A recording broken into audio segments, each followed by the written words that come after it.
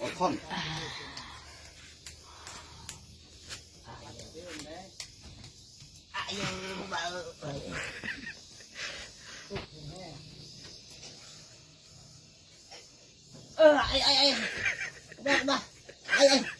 นี่สิไอ้ก็ทนดิมันทน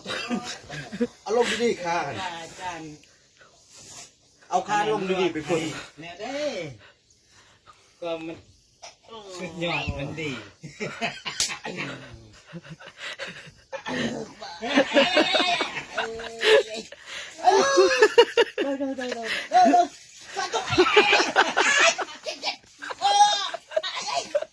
เบาบ่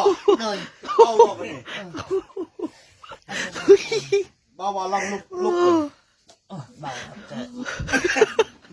เบาเลยหรอเบาคันจะทนได้แห้ง ทัดไปแล้วมันก็ให้เจ็บไม่ทน เวลา เอาทางล่างอีกบาทหนึ่ง เวลานี่เจ้า บาท เนี่ย ลง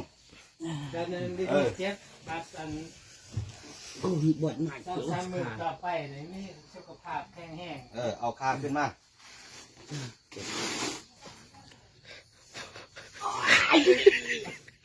มาตรงนี้มือตรงนี้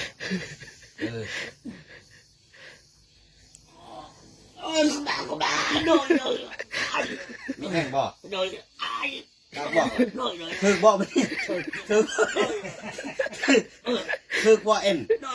ถึกบ่ถึกบ่ถึกเอาเบอร์เล็กบันที่ไหนดูเนาะ ๆคัดเต้ จังหวะคัดเนาะ โอเคลุกบันนี้ พอข้าลุกนะนอนก่อน ลุกขึ้นยืนเบาบ่ เบา ยกโป้ตีนั่นยกโป้ใส่กล่องสุดยอดจ้ะ สุดยอดแบบ มือเดียวตีแทมก่อยอีก มาแทนเนี่ยแปะเป่า อ๋อ